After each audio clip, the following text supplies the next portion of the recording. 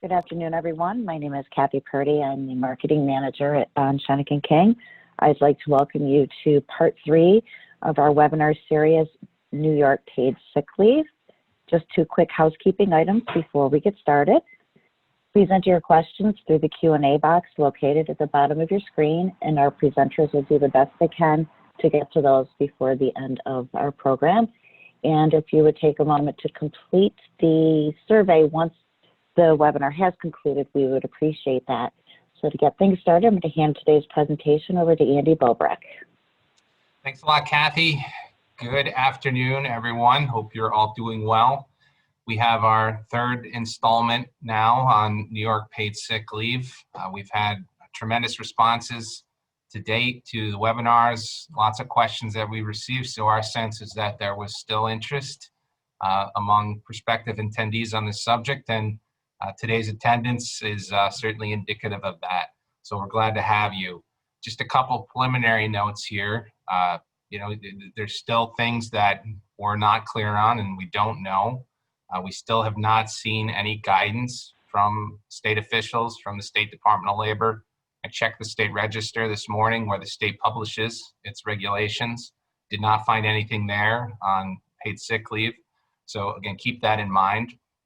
What we're giving you at this webinar when those issues do arise is our best sense of things.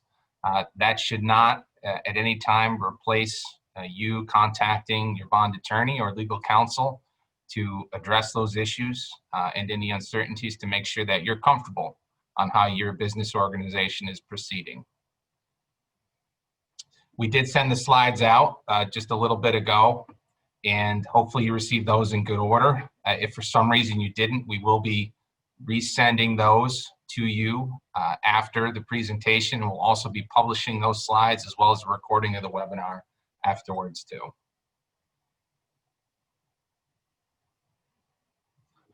All right, so with us today we have 2 all-stars here at Bond. We have Mallory Campbell, who will talk a little bit about some downstate issues and interactions with leave issues downstate, and Teresa Rusnak, who's also been joining us in the past on paid sick leave and other issues, so it's great to have them.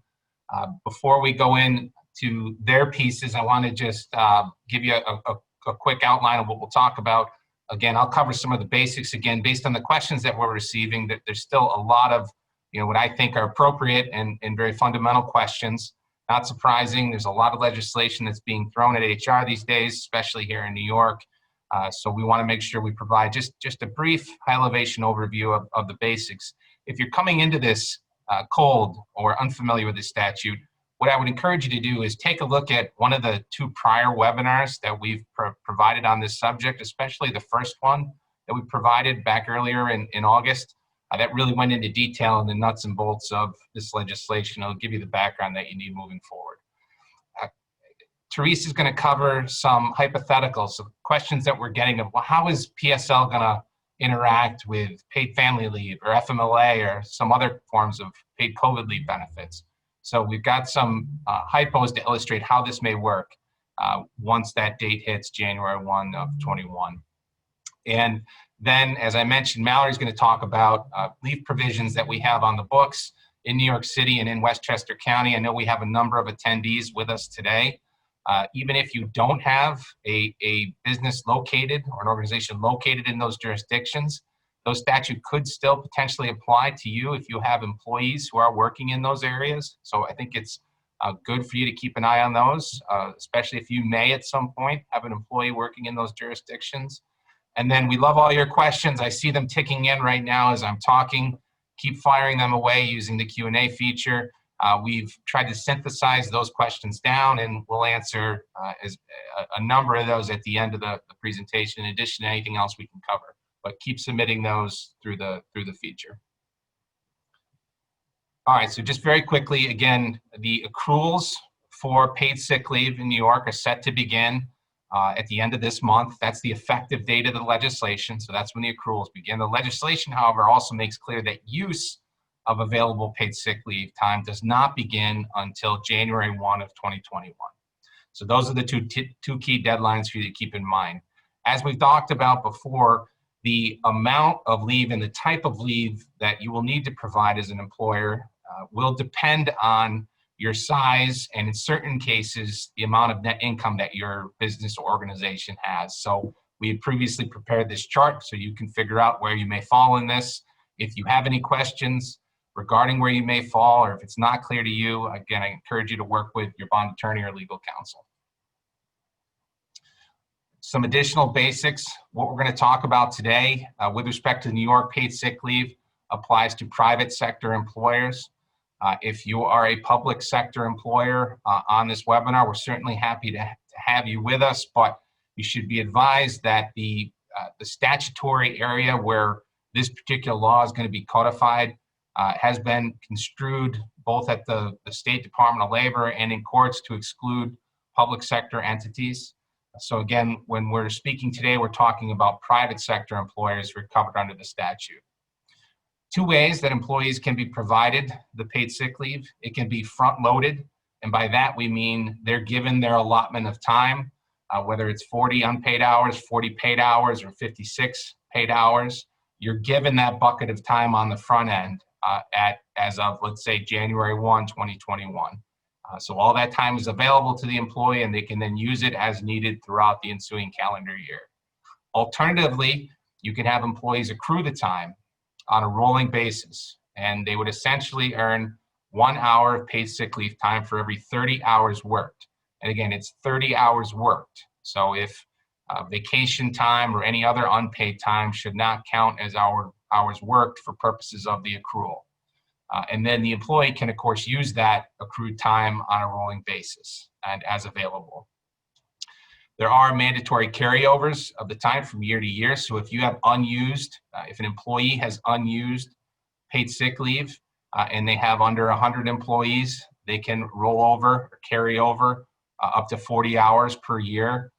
For larger employers, it's with 100 or more employees, that amount rises up to 56 hours per year that they must be allowed to carry over. So I also want to spend just a minute on the maximum allowable increment that can be used for purposes of PSL. So we got a number of questions, and I know this is a somewhat complicated issue, so I'll try to give you some more background on this and explain it in a bit more detail. But the largest amount of time that we can require an employee to use PSL at one time is 4 hours a time. Certainly we can use less as an employer, require them to use less, permit them to use less, so they could use it in, let's say, 1 hour increments. But however, what I want to be clear about is that's not the only limit. It's just 4 hour increments. So if I'm out of the office for, let's say, 7 hours on a day, I can be required to use 8 hours, 2 4 hour increments of time. Likewise, if I'm out for 3 hours for a covered paid sick leave issue, then I can be required to use 4 hours, even though I'm only out at 3 hours. Again, we see this increment vary with PTO policies, vacation policies, sick policies. Sometimes it's hours. I was on a call the other day that I heard they allowed 15-minute increments to be used. But again, the maximum, right, the cap that we can allow in terms of an increment of use is 4 hours. Additionally, there's no payout at separation of employment of PSL, but make sure if you're amending your leave policies that you're sure to include a forfeiture provision with respect to the PSL or other paid leave that you do not intend to pay out at separation. Having that forfeiture language is essential. Just additional reminder, as with FMLA, if you're familiar with that, New York PSL leave is job protected leave. An employee has to be returned to the same job on completion of the leave. The statute contains both anti-discrimination and anti-retaliation provisions. So again, we can't retaliate or discriminate against somebody based on their PSL usage. And also, we cannot compel or require employees to provide any confidential information relating to their need for PSL leave. I won't go through these, but I've alluded to there are certain conditions that will permit or qualify an employee to use this PSL. There are really 3 buckets to think about. It's the bucket where it's my illness or injury or health condition. It's the or a family member's, and the definition of family member is very broad for this statute. Or it's where I'm receiving a diagnosis, care, or treatment for such a condition, or my family member is receiving such a treatment. Or where the employee or the employee's family member is the victim of domestic violence, a family offense, sexual offense, stalking, or human trafficking. And again, I think it's important for human resources to be aware of these conditions. You may not have a situation where an employee is coming to you and say, hey, I want to take New York PSL. They may be describing a particular condition to you. And that's where we want to have your radar go off and understand, okay, this is potentially covered by PSL, need to proceed accordingly. Again, I've mentioned this on past webinars. I want to reiterate this again. With respect to, let's say, my own physical illness, injury, or health condition, or the family member's condition, the leave has to be provided regardless of whether there's been any diagnosis or there's been any medical care at that time when the employee requests the leave. Teresa, you wanted to talk a little bit about the interaction and some of the hypotheticals that you prepared. I'm going to take us through a couple of different hypotheticals designed to tease out what other laws may interact with paid sick leave, you know, in terms of FMLA, PFL, and other ones that we're quite familiar with, but now have to deal with in a PSL context. Okay, so hypothetical one, sorry about that. Jose is one of 200 employees at a Mohawk Valley business in New York. In November 2020, he used 10 weeks of FMLA for an illness. So he's already used some allotment of FMLA, and we assume that was proper. It's an FMLA covered business because there's 200 employees. On January 24th, 2021, Jose, who's been employed at the business for 10 years, tells HR that he needs to have hip replacement surgery and will be out for 4 weeks. So I picked January 24th, 2021 because we know you can use paid sick leave at that point. Jose has accrued 25 hours of PSL since September 30th, 2020, and asks the rest of his PSL for the year to be front-loaded to allow him to take more paid leave at the time of his surgery. What leave is Jose potentially entitled to, and what should HR do? So this is obviously a hypo that's designed to tease out the interaction between FMLA and paid sick leave. So I'll address the FMLA part of it first. If he's already used 10 weeks of FMLA, it's how much more FMLA he's entitled to in January to take his leave for his next surgery is going to depend on how FMLA is accrued and not accrued, but front-loaded at the employer. So if it's on a rolling basis, if it's on a calendar year basis, it's going to depend on how much he has available. But that being said, generally speaking, FMLA would be available in some amount to cover his surgery. New York State paid sick leave in the amount that he accrued would also generally be available to cover a surgery. So you would apply the FMLA and the New York paid sick leave concurrently with one another. I don't see anything in the statute to prohibit them from running concurrently. FMLA is unpaid. As we know, PSL is paid. So he would be paid for the days of FMLA and PSL concurrent running, and then could take the rest of his FMLA leave unpaid, assuming no other company leaves or other statutory leaves would apply. What should HR do about allowing him to take more paid leave at the time of his surgery and front-loading the rest of his PSL? There's nothing to prohibit HR from giving him additional leave in this way. I just think in this case, HR will want to be very careful that when they give someone leave like this, they don't want to discriminate and not do it for the next person that needs their PSL to be front-loaded. So you just would want to be careful in that way. But that's our first hypothetical. And then our second one is Tammy, who has been employed at a Western New York company for 3 years. On February 19th, 2021, Tammy tells her employer that she needs intermittent days off following the birth of her child, who also has a serious illness. Specifically, she asks for each Friday off for the next 6 months, as well as additional leave as needed. And I know you've all gotten these requests where it's intermittent leave and it's on an as-needed basis. What leave is Tammy potentially entitled to, and what should HR do? So Tammy is potentially entitled to use paid sick leave, of course, for the child's illness. And she's also potentially entitled to use paid family leave following the birth of the child, because you get paid family leave within 1 year of the birth of the child to care for the child.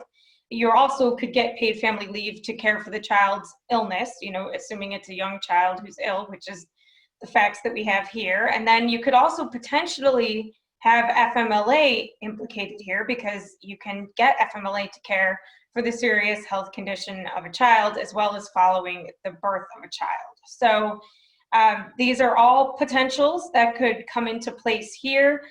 The way it would work, like I said, FMLA and paid sick leave can run concurrently. We already know that FMLA and PFL can run concurrently. There's kind of a more open question, in my mind at least, about whether or not paid sick leave can be used to supplement paid family leave, because under paid family leave, an employee doesn't receive the full amount of their wages. So can paid sick leave that's been accrued or front-loaded be used to supplement the paid family leave to bring the employee up to 100% of the employee's compensation? I think it's still an open question.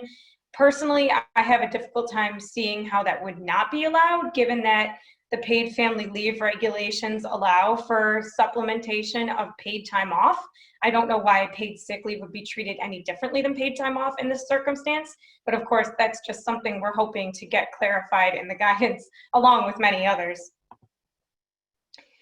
And then we have Bill for our third example. He's been employed for 3 years with a nonprofit organization along with 40 other employees located in Kingston, New York.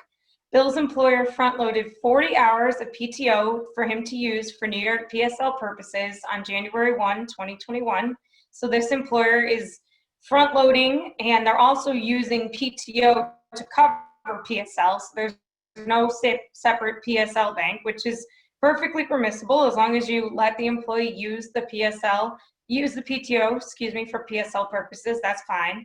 On February 4th, Bill is subject to a 2-week order of quarantine issued by the Ulster County Health Department.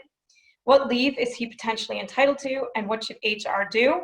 There's a couple of tricky parts to this one, and I wanted to include it specifically because it loops in the coronavirus situation. So just off the bat, if he's subject to a 2-week order of quarantine and he's sick, New York State paid sick leave could come into play. If he's subject to a 2-week order of quarantine and he's not sick, it's a little bit more of an open question as to whether paid sick leave would come into play. It arguably could, because he could be seeking a diagnosis or seeking treatment. And if you remember, the definitions Andy went through are rather broad. So I think we would need some more facts to see if New York paid sick leave would apply specifically. But since this employer doesn't necessarily separate paid sick leave and PTO, it's likely that Bill could use his PTO to cover at least part of his 2-week order of quarantine.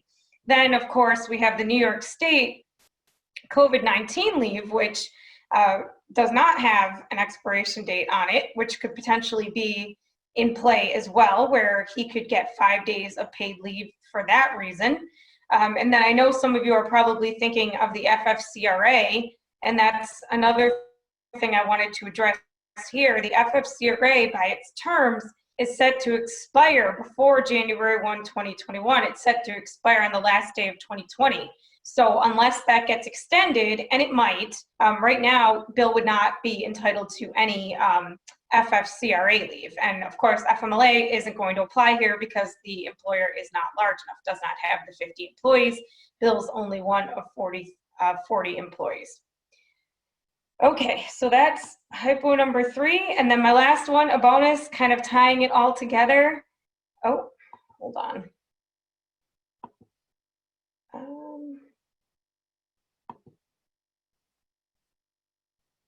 Shauna was hired by Watertown, Inc. on September 1, 2020. Her employer front-loaded 40 hours of PTO to her on January 1, 2021. So they're using the front-loading method. On January 3rd, she used 8 hours of PTO for an illness. On March 15th, 2021, she requests 3 weeks off to care for her minor child who needs to have surgery. What leave is she potentially entitled to? What does HR need to do with her? So I think the main trick here is you would think she might be eligible for FMLA for the surgery for her minor child. You'll want to be careful there because she has not actually been employed for a full year at the time that she asks for the leave. She's only been employed since September, so she's actually not going to be FMLA eligible. Could she use her PTO to cover some of the time that the child's having surgery? She probably could. And is paid family leave available for a child having surgery? Yes, as long as she meets the eligibility requirements for paid family leave. And I don't see any reason why she wouldn't here. She absolutely could take paid family leave as well. And again, we're not quite sure if paid sick leave can be used to supplement paid family leave to allow an employee to receive 100% of their regular wages. And that's hopefully something we can get clarified when we have guidance. So now I'm going to turn it over to Mallory to talk. Go ahead. No, that's okay, Teresa. Before we turn it over to Mallory, can we go to the first hypothetical? Because I can try. yeah. Try. So in that one, I think the individual is going to be out for hip replacement surgery. Yeah. Right. And one of the questions, and we got quite a few questions on this about DBL benefits and the potential for DBL benefits. And I think we're not, correct me if I'm wrong, we're not entirely clear on how DBL is going to work with paid sick leave. But I want to just give you a chance to address that too for folks. Yeah, no, I don't think we've reached a consensus in any way on how DBL is going to work with paid sick leave. I do think there's potential, very much like with paid family leave, for an employee to be allowed to use their paid sick leave to supplement their disability benefits. But, you know, we haven't seen anything concrete on that yet. You know, we'll kind of have to wait and see. New York State did say you can't use PFL and DBL concurrently, so they may say something like that when they come out with PSL guidance, but those are my preliminary thoughts on it. Great. No, thank you. Sorry to interrupt there. Just wanted to address that. No problem. And I think I was just going to turn it over to Mallory at this point, because I had done my 4 hypotheticals, Andy, unless there was something you wanted to add on any of the others. No, we're in great shape. Thanks. All right, thanks, Teresa. I'm going to talk a little bit about Westchester County and New York City sick and safe leave laws. So we're really looking at 3 different laws here. So New York City has 1 law that covers sick and safe leave, and then Westchester County has a sick leave law and a safe leave law. So we'll start with Westchester County sick leave. So how it works under Westchester County's law is if an employer has 5 or more employees, the leave is paid. However, if the employer has fewer than 5 employees, employees are only entitled to unpaid leave. Sick leave, employees accrue sick leave at a rate of 1 hour for every 30 hours worked.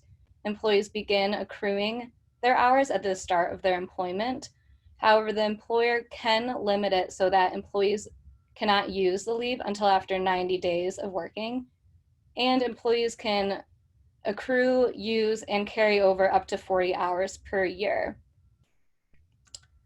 So in addition to sick leave, Westchester County has a separate law that provides for safe leave. The safe leave provision, this is an additional 40 hours of safe time on top of the sick leave, and there's no accrual for the safe leave. As soon as an eligible employee has worked for 90 days, then they'll receive 40 hours of safe leave.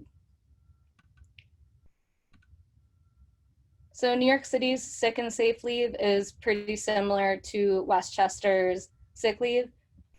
So the same, if an employer has 5 or more employees, the leave is paid. However, if the employer has fewer than 5 employees, then employees are only entitled to unpaid leave. Employees accrue leave at a rate of 1 hour for every 30 hours worked. They begin accruing the leave at the start of their employment. Different from Westchester, though, you can limit it so employees cannot use leave until after working 120 days versus the 90 days for Westchester.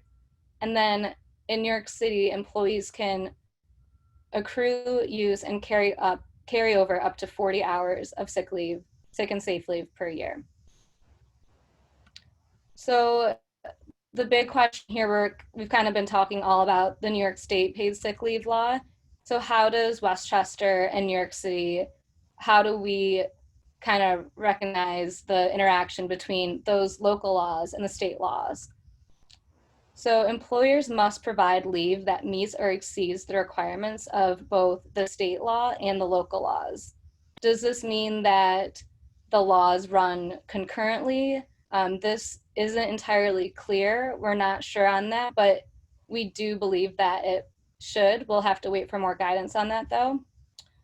Some examples of how this interaction between the local laws and the state laws might work in practice. So say an employer has 4 employees. Under New York City and Westchester laws, employees would only be entitled to unpaid leave. However, under the New York State law, the employee would be entitled to paid leave if the employer has the net income of greater than $1 million. So since employers have to provide the better of the two, this employer would have to provide paid leave pursuant to the state law. Another example would be, so under Westchester County, employees have to wait 90 days before they can use their leave. And in New York City, it's 120 days. However, we know under the New York paid sick leave in the state law that employees can use their leave as soon as it is earned. So starting January 1, 2021, as soon as employees earn their leave, they're able to use it. So again, since the employer must provide the better of the two, starting January 1, 2021, employers must allow employees to use accrued leave as soon as it is earned.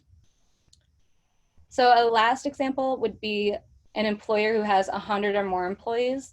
So under both New York City and Westchester laws, employees are capped at earning, using, and carrying over up to 40 hours per year. However, under New York State paid sick leave, employees are entitled to earn, use, and carry over up to 56 hours per year if they work for an employer with 100 or more employees. So I guess the question here with the concurrent running is, does that mean the employee would get 40 hours under the local law, 56 hours under the state law, or would they get some kind of combination and get 96? So definitely not the 40 hours. Like we mentioned before, the employer has to provide the better of the two. So in New York City, it is likely that these laws run concurrently, although we're not sure on that. If the laws do run concurrently, then the employer would have to provide employees with up to 56 hours of leave. However, in Westchester County, there's that separate safe leave law. So employees would be entitled to an additional 40 hours under their safe leave law on top of the sick leave provisions of the local and state law. So therefore, employees in Westchester County, if the laws do run concurrently, would be entitled to 56 hours of sick and safe leave under the New York State law, and then an additional 40 hours of safe leave under local law. So this can obviously get a little bit tricky, and we recommend if you have any issues pertaining to this, or if you have any questions, that you reach out to your attorney for guidance, and we'll be sure to keep you updated on any developments, especially with the issue of whether these laws run concurrently. And that's about it for Westchester, New York City. So I'm going to pass it back to Andy and Teresa. Great, Mallory, thanks a lot. If I can just ask you a couple quick questions on that. So I know for Westchester and New York City, it's referred to as sick or safe time. And am I right that those categories of time generally track with the same reasons that an employee could take the New York paid sick leave? So for New York City, yes, they're pretty much the same. Mm-hmm. For Westchester County, the safe leave provisions are a bit more narrow. So it only applies for an employee who is a victim of human trafficking or domestic violence to either attend a court proceeding or to move to a safe location. So I know New York City and New York State, it can also apply if the employee's family member is a victim. And there's like a couple more scenarios, which I can't remember off the top of my head. But okay. The Westchester additional 40 hours is a little more narrow than the others. Great. Well, thanks. And I think the concurrent issue to me as I looked at this is, what's the size of the bucket, right? Or are there different buckets of time that the employee may get based on the particular need? And so your advice is, you really need to evaluate it on a case-by-case basis. It stands to reason that you shouldn't get 2 buckets of leave for the exact same reason, but you really need to analyze the issue, the particular facts and circumstances, and as you pointed out, work with your bond attorney or legal counsel on that, right? Yeah, definitely. And we'll see if there's any more guidance published that makes some of these unclear situations a little more clear. Yeah, we're hoping we get that. All right. Well, great. Thank you, Mallory, for that. We want to turn to some questions now. As you might have guessed, Andy and I are moving on to the segment where we looked at all of your questions from this past week and from the past webinar, and we tried to get them into a couple of slides here so that we can do our typical back and forth and try to get you some answers. All right. Good fill there, partner. All right. So first question. First question, You I'm want to gonna start? You want me to start? How do you want to do it? No, I'll give it to you, Andy. I'll give Okay. the first question to Andy. Employees must be paid for New York paid sick leave at their regular rate of pay. What does this term mean? So this would make a great law school question for those attorneys out there attending, or our HR partners who you're basically attorneys. You know the law well. So they use that term, and that term has a particular meaning in my practice where I do a lot of wage and hour work. The regular rate of pay is a term that has a particular meaning, and it's used to then determine somebody's overtime rate for a non-exempt employee, right? Well, we have to pay time and a half of. So it's not necessarily just somebody's base hourly rate. There's no definition of what was meant by regular rate of pay in the statute. Looking at other types of state leave, including the new COVID-19 leave, where an employee is subject to a governmental or isolation order, the guidance that the state put out on that is to look back over a period of time, a representative period, and figure out what the employee would usually make on an hourly basis and use that to then fix their regular rate and pay them accordingly. It remains to be seen whether New York will adopt that same model for purposes of New York PSL, but in the absence of guidance, it certainly seems to be one reasonable approach. But I would encourage you to work with your legal counsel to make sure you have a plan that you're comfortable with. Teresa, what about accruals under PSL? Are they limited? Right, so this is a question we've been getting a lot because I think there's some confusion, and rightfully so, under whether or not accruals can be capped at the 40 or 56 hours. And while it would seem to make sense that they could be, the statute actually does not do that. So what the statute does is it caps use at 40 or 56 hours at the employer's option. Of course, the employer can always allow employees to take more leave, but it doesn't necessarily cap accruals. And I think that's largely because if you're using the accrual method and an employee uses all of their leave or most of their leave in 1 year, they want them to have some leave for the next year. If they enter a new calendar year, whatever 12-month period you use, and they have some leave that they can use, they want them to be able to use it. So I do expect we'll see more guidance on whether or not accruals can be capped, but for right now, in your policies, that's just something I would flag and just say, please wait on the guidance until we get a firmer answer on that. And then Andy, similar question, is the amount of leave to be carried over unlimited under New York paid sick leave? No, it's not unlimited. There is a specific limitation on how much must be carried over or can be carried over by an employee. It depends on the employer size. If you're, I'm trying to remember, under 100. So if you're under 100, it's 40 hours is the maximum amount that can and must be carried over. If you're 100 or over, then it's 56 hours of time. So that goes back to our need to be sure to track and record the usage so that we can properly implement that rollover. So Teresa, I know I mentioned earlier that there's no requirement that an employee receive payout for any accrued unused PSL time at separation, but what if an employer wants to do that?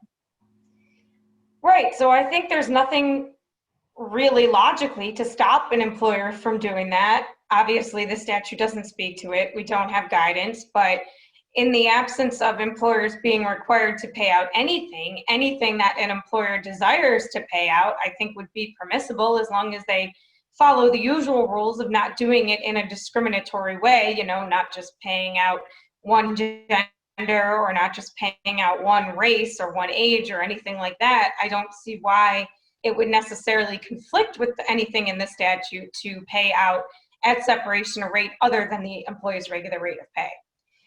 Andy, we got this question a bunch last week. Does an unlimited paid time off policy meet the New York paid sick leave requirements? Great question. It gets to a lot of issues that are arising and I know are on attendees' desks right now. And we're seeing more of these unlimited paid time off policies being implemented at workplaces. My answer would be it could satisfy the requirements. Clearly, the legislation recognizes that the PSL can be satisfied using other forms of paid leave under an employer's existing policy. But the legislation is also very clear in stating that that policy must adhere to the requirements under the PSL legislation for use and accrual and carryover. This then, I think, dovetails with another question that we get quite frequently, and I'll summarize it. It basically says, listen, we provide a benefit that is much more favorable to employees than merely providing 56 hours of sick time. Are we okay? And again, it's going to depend on what the terms of your policy are. Certainly, you could look at that and say, yes, you're providing enough time, but how are you providing that time? Is there a minimum increment of use? And Teresa, I want you to, because I know you've addressed the 4-hour increment too. I think it'd be great to have your perspective on that after I finish here. But I think you got to look at the increments of use. How do you allow for carryover in the existing policy? If you accrue it, what's the rate you're accruing? Is it at least 1 hour of time for every 30 hours of work? Those things you have to look at, and there's no one silver bullet to fix your policy so that it complies with PSL. I wish there was, but what you really need to do is take a look at it, take a look at the requirements for PSL, and then figure out what you're going to change and what you need to change. And I think there's practical issues that go with that too, beyond just the meeting the legal requirements for PSL, how we're going to be treating employees, what can we do administratively, what's the best way for us to keep track of this leave. All of those things I think need to go into the changes that you make and deciding what works best for your business or organization. But Teresa, can you speak to, I know we got a lot of questions about the 4-hour increment. Can you speak to that just real briefly before we go on to the next question? Sure, I can speak to the 4-hour increment because we've been getting a lot of questions about if, does the 4-hour increment mean that employees can't take 8 hours of PSL or can't take 10 hours of PSL? No, it doesn't. It just means that an employer can't require them to take that much PSL in one chunk. So, the maximum increment that they can require is 4 hours of PSL at a time. So if you think of an example where someone has to leave for a doctor's appointment, to care for an ongoing illness, and the doctor's appointment's only going to be 1 hour, the employer can say 4 hours is what you have to take because you have to take it in 4-hour increments. What the employer can't say is you have to take a full day for that doctor's appointment or anything over 4 hours. So I know we did get that quite a bit. And I'll flag something else while we're on the topic of unlimited paid time off policies. I have, like Andy, been seeing these crop up more often than usual recently. I think it's a bit of a trend out there with PTO. I'm not saying it's impossible. I'm just saying if you have an unlimited paid time off policy, it does become more difficult to reconcile the statutory leaves, not just New York paid sick leave, but also things like PFL and FMLA. So really, if you are one of those employers with an unlimited paid time off policy, you're going to want to give some serious consideration to how that policy works with the statutory leave laws. So I think you're up technically on the questions, Teresa. I know I am. I All know. right. So that's fine. I can answer it. Can medical documentation be required if an employee misses 3 days of work in a row using New York paid sick leave? So we got this question a lot, and I think I know why, because the 3 days in a row of work using paid sick leave as a barrier or as a benchmark for requiring medical documentation comes from the New York City sick and safe time law. And, you know, I see it a lot in policies. If you miss more than 3 days of work in a row, we need a doctor's note if you're claiming that it was for illness. So I do see that a lot. Whether that's going to be allowed under New York paid sick leave is still, unfortunately, an open question because of that language in the statute that I know we've referred to before that says an employer can't require confidential medical information as a condition of taking the leave under New York paid sick leave. So what confidential medical information means is not defined by the statute. Hopefully, when we get the guidance, we're going to see more about what documentation can be required and, frankly, what notice can be required. We just don't have that information yet. I find it hard to believe that the guidance wouldn't address something like that, but that's just going to have to, unfortunately, be one of those ones where we say stay tuned. So Andy, I know we got this one a lot too. Can an employer prorate New York paid sick leave on January 1 if a different date is used for front loading the leave? So I took that to mean if an employer uses an anniversary date, like in March, for front loading the leave, what do they have to give on January 1st? Yeah, it's a great question. The legislation doesn't address this, although it clearly does allow us as employers to use a different period of time for a different 1 year period of time for purposes of PSL eligibility that differs from a calendar year. So I think as a threshold matter, that's okay, but it does leave this gap and question of, well, what do we do for this other period? I think you need to work with your legal counsel on that to make sure that you have an approach that you're comfortable with. My 2 cents here is, kind of my fallback would be, well, let's make sure that we're providing the time such that in any 12-month measurement, we're providing the requisite leave that we need to have. Or I suppose you could also have an accrual come in and be available for that gap period of time. Again, as long as we can look back and demonstrate that the employee is being provided either with a requisite accrual or with a comparable bank of time, we should be okay in that situation. But stay tuned on that. More to follow, hopefully.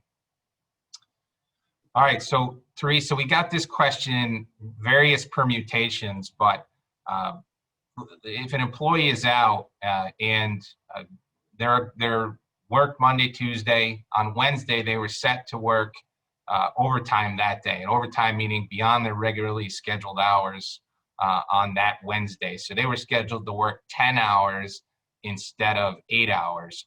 They're taking PSL for a bona fide reason.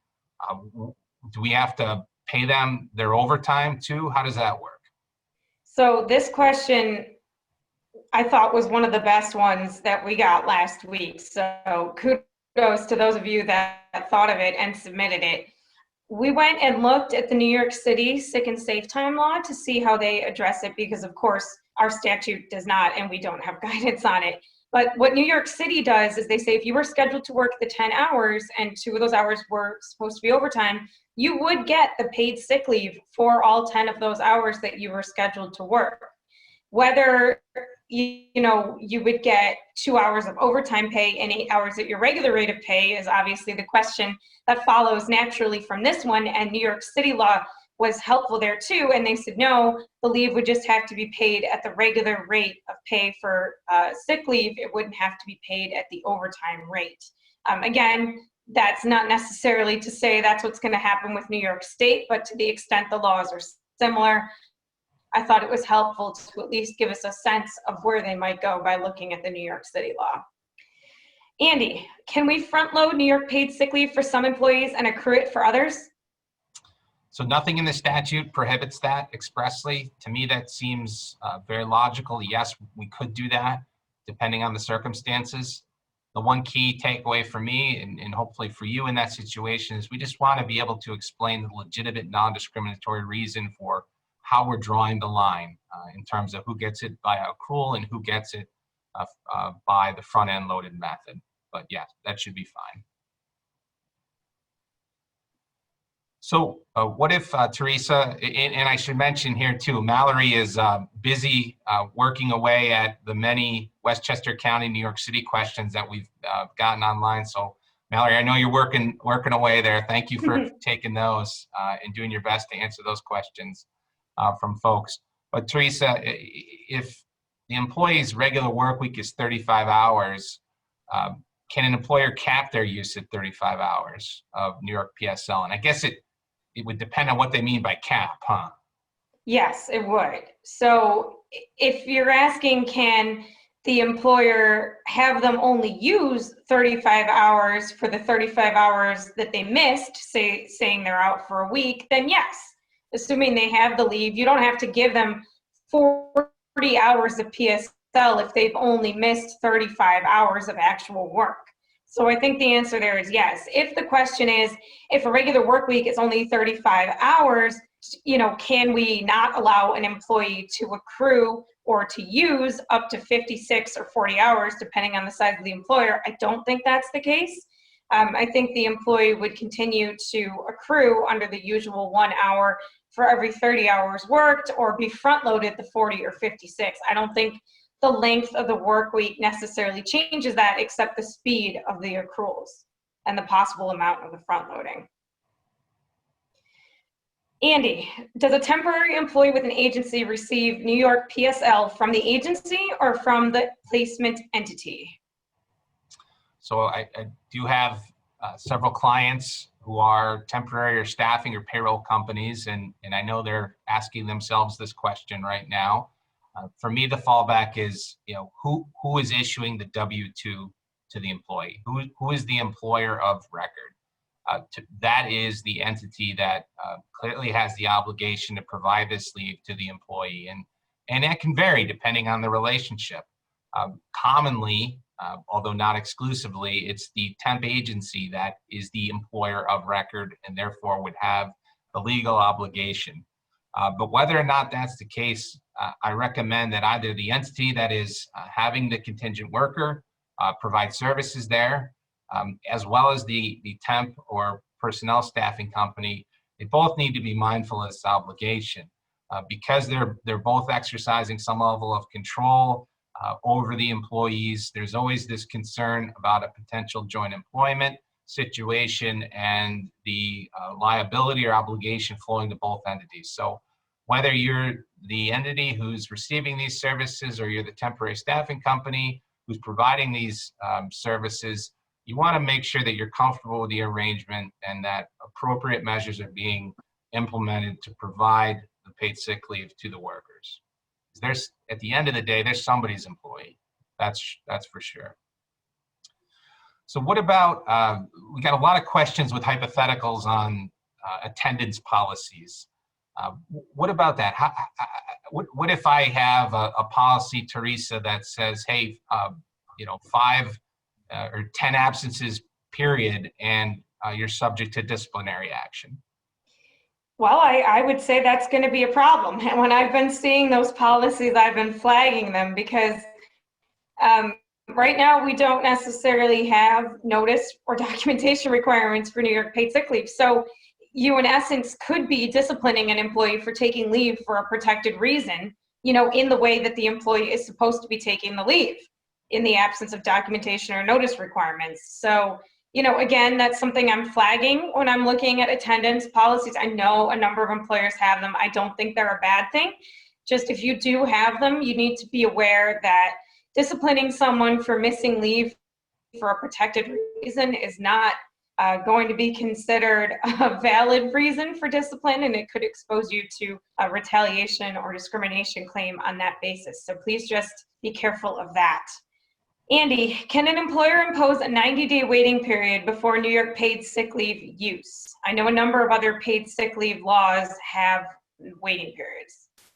Yes, and we heard Mallory talk about some of those waiting periods with the downstate leave programs that she covered. There is no waiting period that is set forth in the legislation. But it can be reasonably and fairly construed to say that, hey, if you front end load the time to the employee, they're able to use that upon the front end loading, irrespective of how long or how short they've been employed with your organization. Likewise, if they accrue the time and they have it available to them as earned accrued time, they can use it, irrespective of how long they've been employed with your business or organization.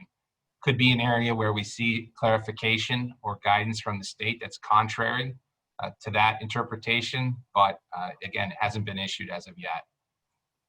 And Teresa, just finally, how about a situation where you have a collective bargaining relationship, you have union represented employees, and we have a CBA that actually doesn't provide paid sick leave? Is this okay? You know, I think it could be. It doesn't get you out of having to comply with the law. Andy and I wanted to make sure we address collective bargaining at least once in today's presentation, because I know he and I, as well as our colleagues, have been getting a number of questions about how paid sick leave works with collective bargaining. As a reminder, if you enter into an agreement on or after September 30th, you can negotiate around paid sick leave and insert other provisions meant to cover it, such as extra days off or extra money or something like that for the employees. There's more of an open question about what you do with agreements that are existing and aren't necessarily up for renegotiation or to be entered into after September 30th or between September 30th and January 1st. So there's been a lot of questions surrounding how do we integrate our statutory requirements with our bargaining units? How do we know which aspects of the paid sick leave law we need to bargain about, if any? And just generally, how do those work together? So if your CBA doesn't provide for paid sick leave at all, I think that could be okay. I don't necessarily think that absolves you of your obligation to deal with the union when it comes to paid sick leave. But again, with that, it's going to be very facts and circumstances dependent, and that's definitely something I've been seeing as we get into each individual agreement. Great. No, thanks, Teresa. I think that's right. I think you have to, clearly the legislation recognizes that through the back and forth of collective bargaining, there may be different terms and conditions that are provided with respect to paid leave. And you're not necessarily out of compliance because you don't have something expressly called paid sick leave. But I think to your point and good guidance, you need to take a look at what you do have in there and how does that blend with the seeming flexibility that you're provided under the new legislation with respect to these collective bargaining relationships. So work with your labor attorneys on that as well. So with that, I think we completed our questions. We are on time today, so that's good news too. I see we didn't quite hit 200, but we got very, very close with our questions today. So thank you for submitting those. We're going to take a look at those and certainly decide what we're going to do next from this point on. I think we're going to take a bit of a break with the webinars. We've been on a weekly pace. I'm not sure we're going to do one next week, absent something happening. And hopefully we'll see some action from the state in terms of guidance or regulations. But we're going to stay on top of this. Please contact your bond attorney with any questions or assistance that you need in the interim. Again, we're going to be monitoring this very closely. We'll push out client memos. If you haven't, you should sign up for our blog, the New York Labor and Employment Law Report, where we push out updates on emerging matters like this.